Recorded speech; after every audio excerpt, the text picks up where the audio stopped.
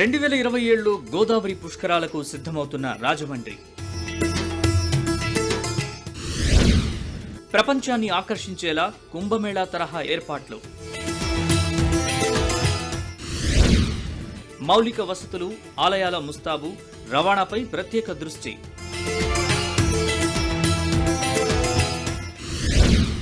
Development కోసం 2000 కోట్ల అంచనాని పంపిన నగరపాలక సంస్థ.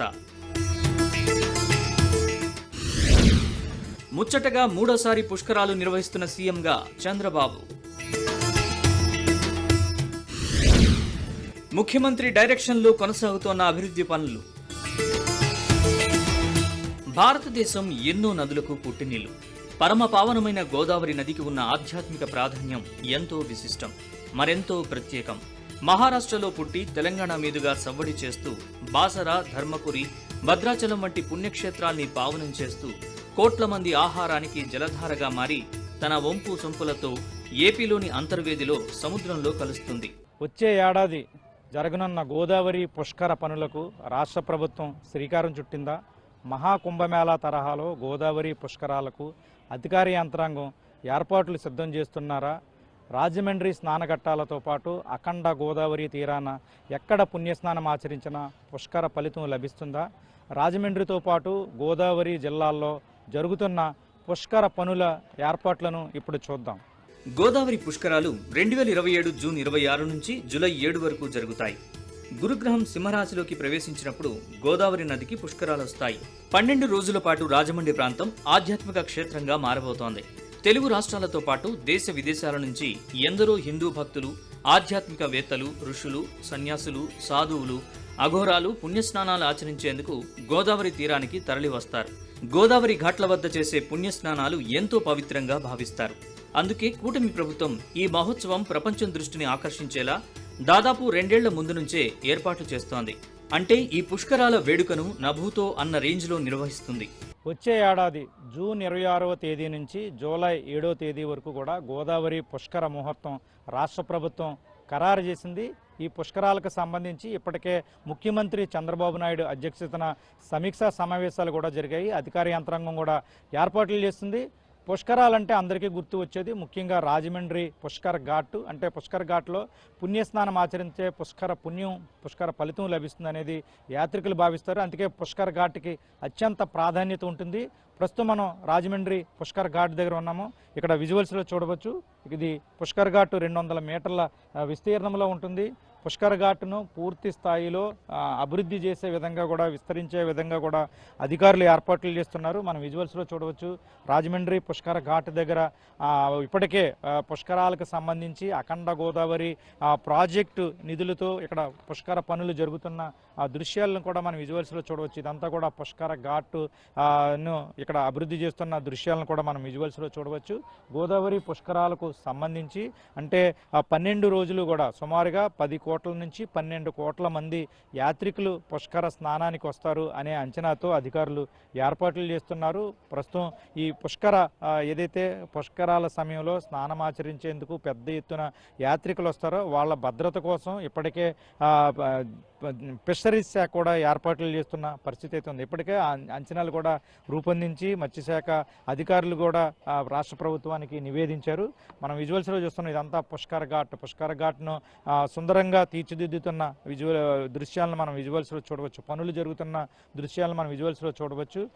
స్నానఘట్టాల దగ్గర ప్రధానంగా ఏదైతే యాత్రికులు వస్తారో వాళ్ళందరికీ కూడా వైద్య సదుపాయాలు కూడా, మెరుగైన వైద్య సదుపాయం ఇక్కడ ఏర్పాటు చేసేందుకు ప్రాథమిక చికిత్సా కేంద్రాలను కూడా ఏర్పాటు చేస్తున్నారు. అదేవిధంగా గజ ఈతగాళ్లను కూడా సిద్ధం చేస్తున్నారు. రాజమండ్రి పుష్కర ఘాట్తో పాటు అన్ని స్నానఘట్టాల్లోని కూడా యాత్రికుల కోసం ఎటువంటి ఇబ్బంది లేకుండా ఉండేందుకు, పుష్కర స్నానం ఆచరించేందుకు రాష్ట్ర ప్రభుత్వం చర్యలు చేపట్టింది. ఇప్పటికే జిల్లా అధికార యంత్రాంగం కూడా ఈ స్నానఘట్టాల్లో ఏ విధమైన జాగ్రత్తలు తీసుకోవాలి, ఏ విధమైన సదుపాయాలు ఏర్పాటు చేయాలనేది కూడా అధికార యంత్రాంగం ఏర్పాట్లు చేస్తుంది. ఇప్పటికే తూర్పుగోదావరి జిల్లా కలెక్టర్ అన్ని శాఖల అధికారులతో కూడా సమీక్షలు చేసి గోదావరి పుష్కరాలకు మెరుగైన వసతులు ఏర్పాటు చేయాలని కూడా నిర్దేశించడం జరిగింది. ఇది పుష్కర్ ఘాట్ దగ్గర కోట్లాది మంది పుష్కర స్నానానికి వచ్చే యాత్రికుల కోసం ఏర్పాట్లు జరుగుతున్న పరిస్థితి.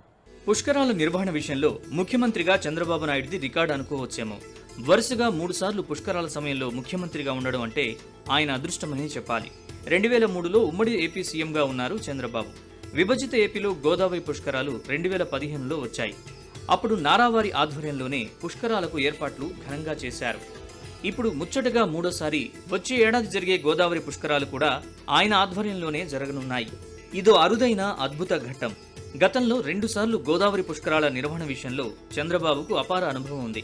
అందుకే ఈసారి పుష్కరాలకు సకల సౌకర్యాలు కల్పిస్తారనే నమ్మకం యాత్రికుల్లో వ్యక్తమవుతోంది. గతేడాది జరిగిన కుంభమేళా తరహాలోనే గోదావరి పుష్కరాలకు 10 నుంచి 12 కోట్ల మంది వస్తారనే అంచనాలతో కూటమి ప్రభుత్వం అన్ని ఏర్పాట్లు చేస్తోంది. కోట్లాది మంది యాత్రికులు తరలి రానున్న నేపథ్యంలో రాజమండ్రి పుష్కర ఘాట్లతో పాటు గోదావరి తీరాన ఏ ఘాట్లో స్నానమాచరించినా పుష్కర ఫలితం వస్తుందనే భావంతో అఖండ గోదావరి పుష్కరాల్ని ప్రోత్సహిస్తోంది. గోదావరి పుష్కరాలకు వచ్చే కోట్లాది మంది యాత్రికులను పర్యవేక్షించేందుకు అన్ని శాఖల అధికారులు, అన్ని శాఖల విభాగాలు కూడా ఒకే చోట ఉండి పర్యవేక్షించే విధంగా కూడా అధికారులు ఏర్పాట్లు చేస్తున్నారు. అంటే గోదావరి పుష్కరాలకు 10 నుంచి 12 కోట్ల మంది యాత్రికులు వస్తారనే అంచనాతో అధికార యంత్రాంగం ఏర్పాట్లు చేస్తుంది.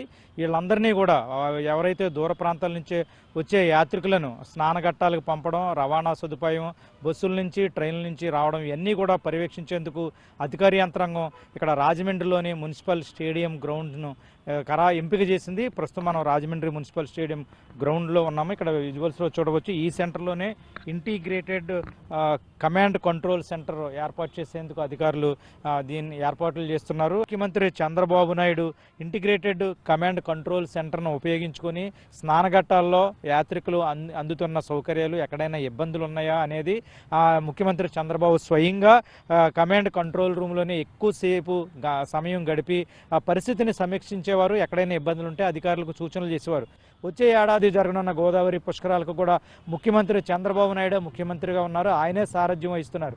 అంటే అపార అనుభవం, వరుసగా 3 గోదావరి పుష్కరాలను నిర్వహిస్తున్న అనుభవం ముఖ్యమంత్రి చంద్రబాబు నాయుడుకు ఉండడం వల్ల యాత్రికులు కూడా అత్యంత ప్రాధాన్యత చూపించే అవకాశం ఉంది.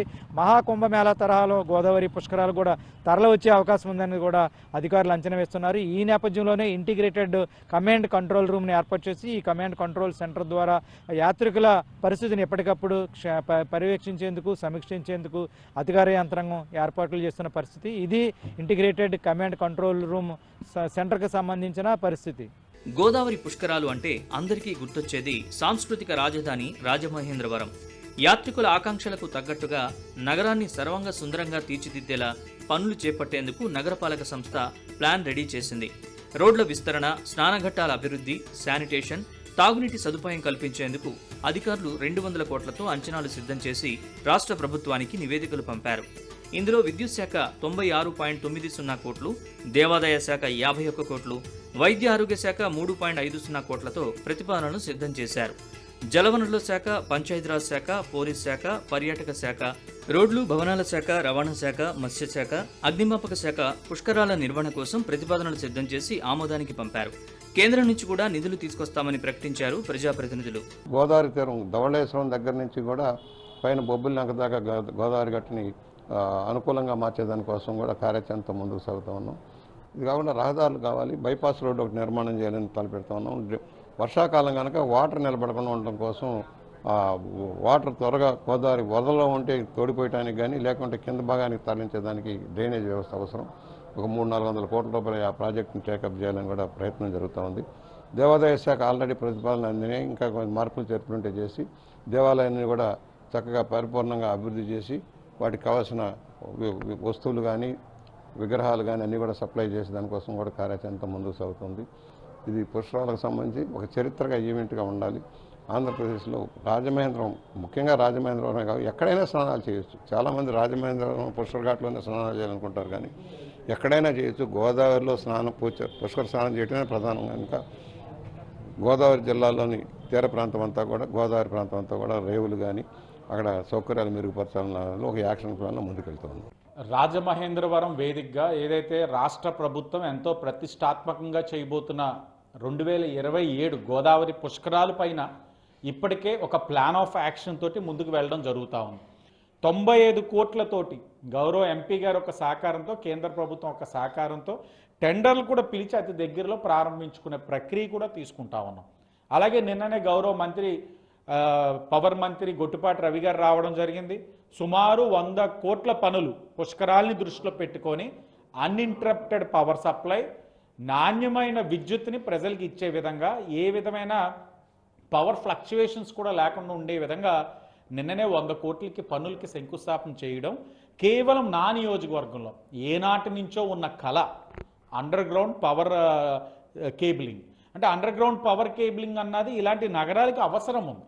అలాంటి ఒక అవసరాన్ని గోదావరి గట్టు అమ్మట, ఏదైతే ప్రధానంగా పుష్కరాలకి వచ్చి స్నానం ఆచరించే ఘాట్లు ఏదైతే ఉన్నాయో అక్కడ పవర్ లైన్స్ అన్నిటిని కూడా తొలగించి కోటిలింగాల ఘాటు మొదలుకొని రివర్ ఫ్రంట్ ఏదైతే సబ్స్టేషన్ ఉందో అక్కడి వరకు కూడా సుమారు 10 కోట్లతోటి 5.2 kilometre underground cabling, power cabling కూడా నిన్ననే శంకుస్థాపన. ఇవన్నీ కూడా ఏమిటంటే భవిష్యత్ అవసరాలని దృష్టిలో పెట్టుకుంటూ పుష్కరాల్ని దీనికి అనుసంధానం చేసుకుంటూ ఇవన్నీ కూడా చేస్తున్నాం.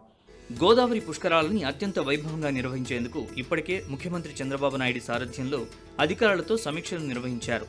పలు సలహాలు, సూచనలు చేశారు. సీఎం ఆదేశాల మేరకు జిల్లా అధికారులు గోదావరి పుష్కరాల నిర్వహణ పనులు చేపట్టారు. దేవాలయాల పునర్నిర్మాణం కోసం కూడా రాష్ట్ర ప్రభుత్వం నిధులు కేటాయిస్తుంది. అంటే దేవాదాయ ధర్మాదాయ శాఖ మంత్రి ఆనం రామనారాయణ రెడ్డి కూడా రాజమండ్రిలో దేవాలయాల పునర్నిర్మాణం కోసం నిధులు కేటాయించి ఇక్కడ పుష్కర పనులకు కూడా శంకుస్థాపన చేశారు. మనం ప్రస్తుతం రాజమండ్రిలోని శ్రీ ఉమామార్కండేశ్వర స్వామి ఆలయంలో ఉన్నాము. ఇక్కడ విజువల్స్లో చూడవచ్చు. అంటే రాజమండ్రితో పాటు రాష్ట్ర వ్యాప్తంగా ఉన్న ప్రముఖ దేవాలయాలను ఈ గోదావరి పుష్కరాలకు ముస్తాబు చేస్తున్నారు. దేవాలయాలను పునర్నిర్మాణం చేస్తున్నారు. రాష్ట్ర ప్రభుత్వం దీనికోసం రాష్ట్ర వ్యాప్తంగా ఉన్న 43 దేవాలయాల పునర్నిర్మాణం కోసం 51 కోట్ల నిధులు మంజూరు చేసింది. ముఖ్యంగా రాజమండ్రిలో ఉన్న దేవాలయాల పునర్నిర్మాణము, దేవాలయాల ముస్తాబు ఆధునీకరణ కోసం 9.55 కోట్లు కూడా రాష్ట్ర ప్రభుత్వం మంజూరు చేసింది. అంటే గోదావరి పుష్కరాల్లో దేవాలయాల సందర్శనకు యాత్రికులు అత్యంత ప్రాధాన్యత ఇచ్చిన నేపథ్యంలో ఈ పుష్కరాలకు దేవాలయాలను ముస్తాబు చేస్తున్నారు. రాజమండ్రి గోదావరి తీరాన ఉన్న అన్ని దేవాలయాలను ముస్తాబు చేస్తున్నారు, సుందరంగా అలంకరిస్తున్నారు. దేవాదాయ శాఖ కూడా గోదావరి పుష్కరాలకు వచ్చే కోట్లాది మంది యాత్రికుల కోసం దేవాలయాలను ముస్తాబు చేస్తున్నారు, దేవాలయాలను పునర్నిర్మాణం చేస్తున్నారు. దేవాలయాల సందర్శన కోసం వచ్చే యాత్రికుల కోసం హోమ్ స్టేలు, టెంట్ హౌస్లు, విడిదిలోగిళ్ళు కూడా సిద్ధం చేస్తున్నారు. ఇది దేవాలయాల దగ్గర గోదావరి పుష్కరాల కోసం ఏర్పాట్లు చేస్తున్న పరిస్థితి. వేదంలా ఘోషించే గోదావరి, అమరనాదంలా శోభిల్లే రాజమహేంద్రి అంటూ శతాబ్దాల చరిత్ర ఉన్న ఈ ఆధ్యాత్మిక నగరం పుష్కర శోభతో కొత్త కళను సంతరించుకుంటోంది. తన కోసం తరలివచ్చే కోటాను కోట్ల మందికి ఆహ్వానం పలికేందుకు ఆతృతగా ఎదురుచూస్తోంది. ఇదండి వచ్చే ఏడాది జూన్ 26వ తేదీ నుంచి జూలై 7వ తేదీ వరకు జరగనున్న గోదావరి పుష్కరాలకు సంబంధించి అధికార యంత్రాంగం అన్ని ఏర్పాట్లు సిద్ధం చేస్తున్న పరిస్థితి. గోదావరి తీరాన ఉన్న స్నానఘట్టాలను ఆధునీకరిస్తున్నారు.